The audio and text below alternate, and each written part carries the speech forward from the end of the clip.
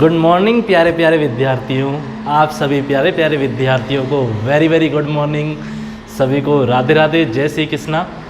विद्यार्थियों, हम science today classes के ऊपर आपको 12th क्लास की रसायन विज्ञान पढ़ा रहे हैं, इसलिए आप इस चैनल को सब्सक्राइब कीजिए, शेयर कीजिए, ताकि आपको नए वीडियो का नोटिफिकेशन प्राप्त हो सके। ठीक है, देखिए आज हम पढ़ने जा रहे हैं, हमारा जो चैप्टर है फर्स्ट केमिस्ट्री का, NCERT जो केमिस्ट्री है और जो या फिर हिंदी में कहें तो रसायन विज्ञान है, उसमें हम पहला चैप्टर पढ़ रहे हैं और पार्ट नंबर चल रहा है हमारा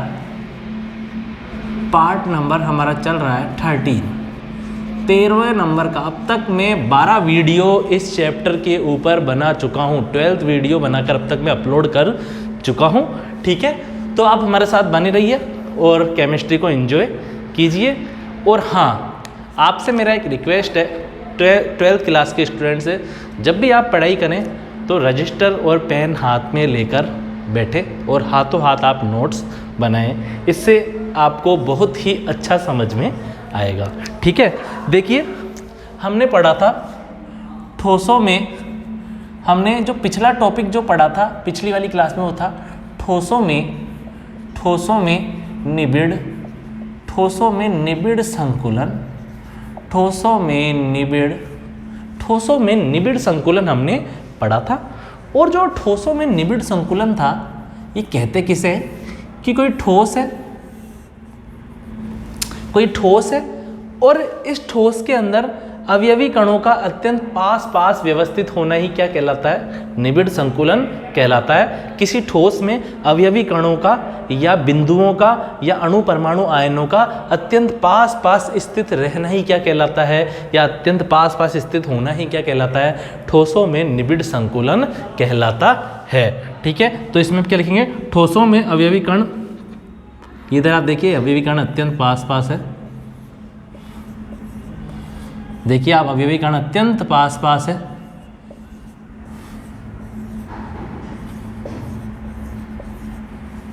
तो क्या लिखेंगे यहाँ पर?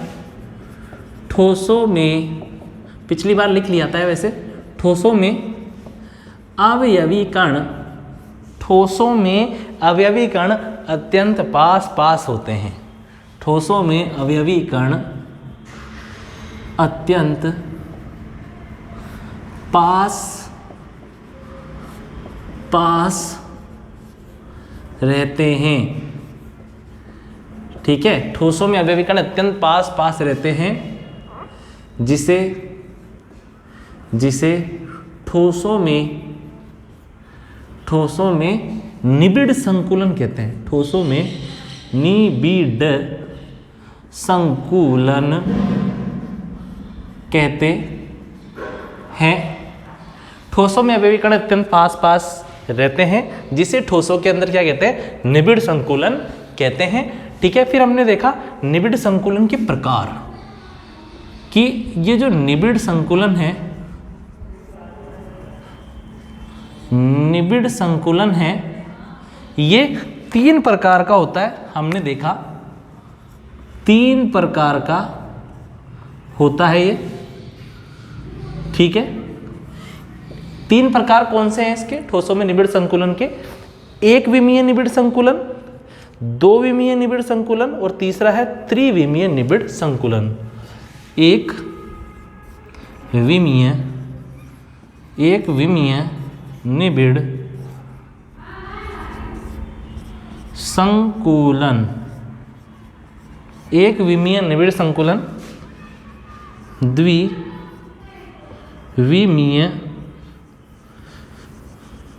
द्विविमीय निबिड़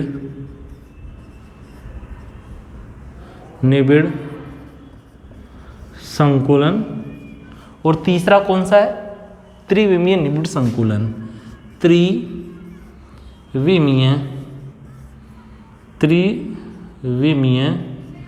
निबिड़ संकुलन। ठीक है, 1 विमीय निबिड़ संकुलन में क्या होता है? अवयवी कण या ब्रैकेट में लिख दो गोलों की केवल एक पंक्ति। एक विमीय निबिड़ संकुलन क्या है बच्चों, प्रिय विद्यार्थियों? ठीक है, एक विमीय निबिड़ संकुलन क्या है? जिसमें अवयवी कण या गोलों की केवल एक ही पंक्ति होती है। ठीक है, एक विमीय निबिड़ संकुलन में अवयवी कण या गोलों की केवल एक ही पंक्ति होती है। ठीक है, अब हम देखते हैं सबसे पहले नंबर का। ठीक है, एक विमीय निबिड़ संकुलन कहते किसे हैं, देखते हैं हम।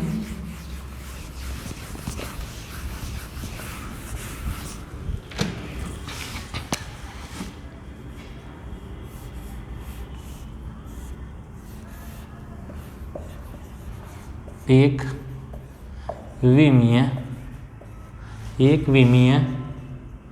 निबिड़ संकुलन। ठीक है, वन डायमेंशनल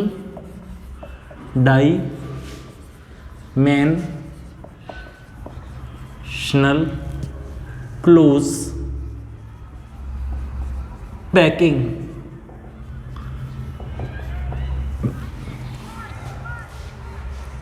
क्या होता है पहले इसके बारे में लिख लेते हैं कि एक विमीय निबिड़ संकुलन क्या है। इस संकुलन में केवल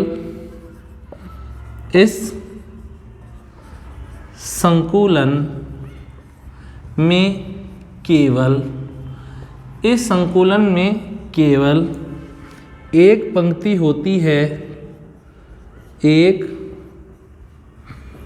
पंक्ति होती है जो किसी एक तल में व्यवस्थित होती है।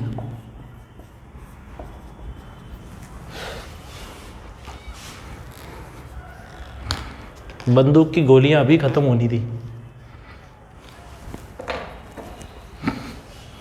मैं मेरी बंदूक लोड कर रहा हूं, जब तक आप सुनिए ध्यानपूर्वक कि एक विमीय निबिड़ संकुलन क्या है। क्या है एक विमीय निबिड़ संकुलन? इस संकुलन में केवल एक पंक्ति होती है। इस संकुलन में केवल कितनी पंक्ति होती है? केवल और केवल एक ही पंक्ति होती है जो किसी एक ही तल में व्यवस्थित रहती है। किस में व्यवस्थित रहती है? इस प्रकार के संकुलन में केवल एक पंक्ति होती है। इस प्रकार के संकुलन में अपन ये भी लिख सकते हैं चाहे तो, इस प्रकार के संकुलन में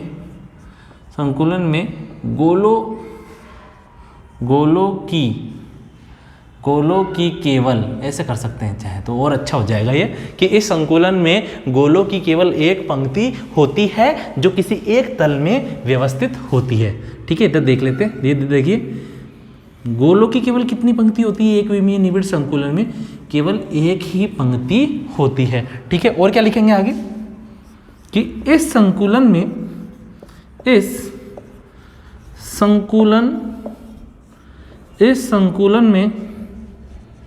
गोले एक ही पंक्ति में इस संकुलन में गोले एक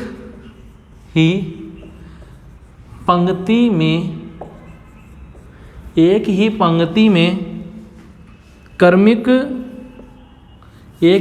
में क्रमिक रूप से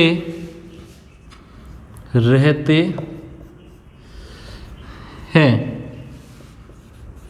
एक विमीय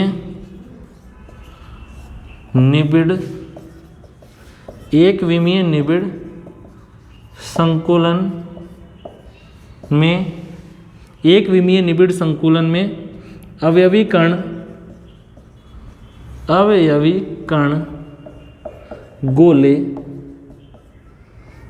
अवयवी कण या गोलों कर दो, अवयवी कण गोले सही रहेगा। एक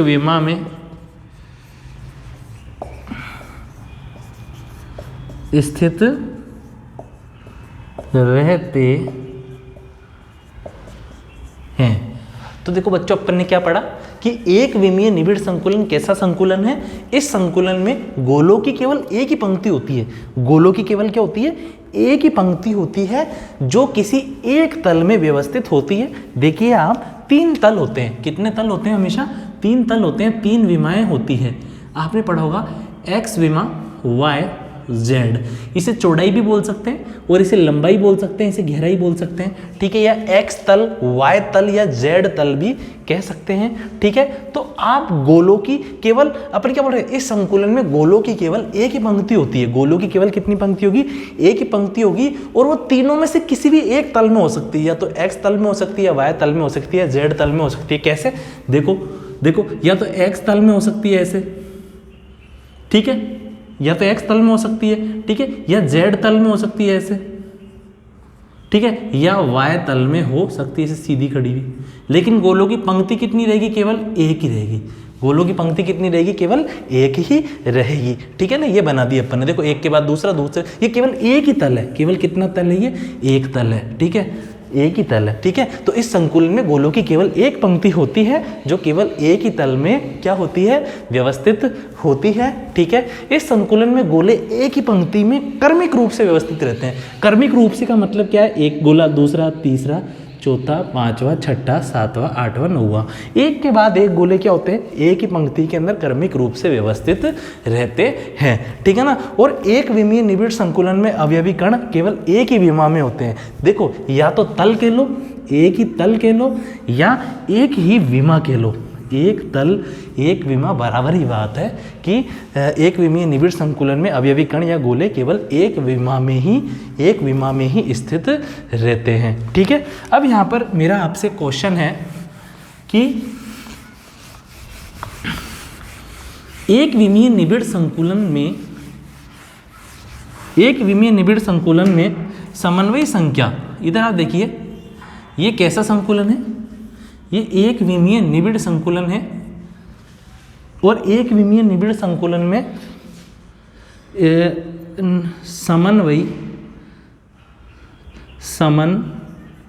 एक विमीय निबिड़ संकुलन में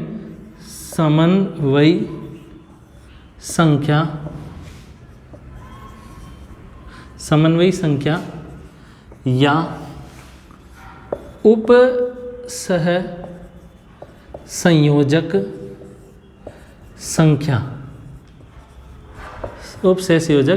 संख्या कितनी होती है? इसे कोऑर्डिनेशन नंबर भी कह सकते हैं। कोऑर्डिनेशन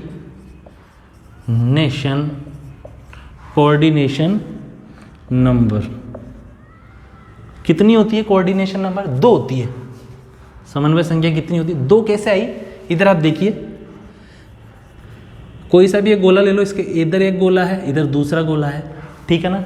तो अपन कह सकते हैं एक विमीय निबिड़ संकुलन के अंदर समन्वय संख्या या उपसहसंयोजक संख्या 2 होती है।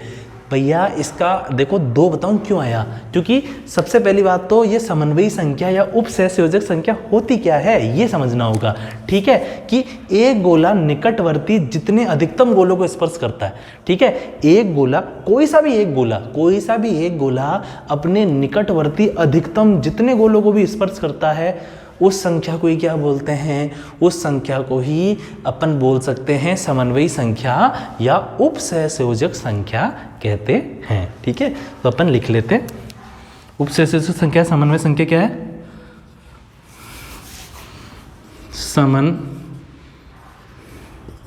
समन्वयी संख्या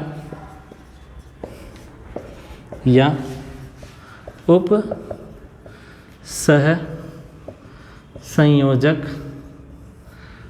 संख्या की अपन परिभाषा लिख लेते हैं, कहते किसे हैं, ठीक है। तो इसके अंदर हम लिखेंगे किसी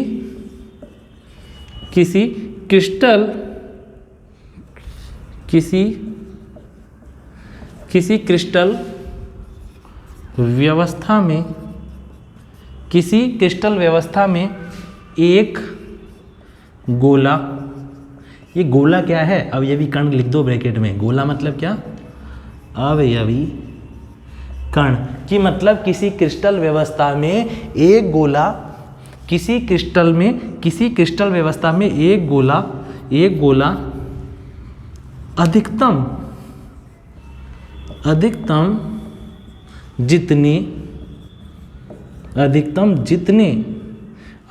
जितने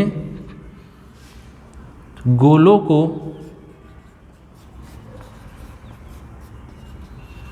स्पर्श करता है वह संख्या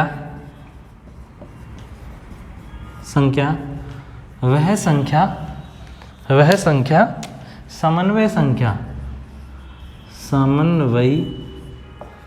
संख्या या उप सहसंयोजक संख्या कहलाती है।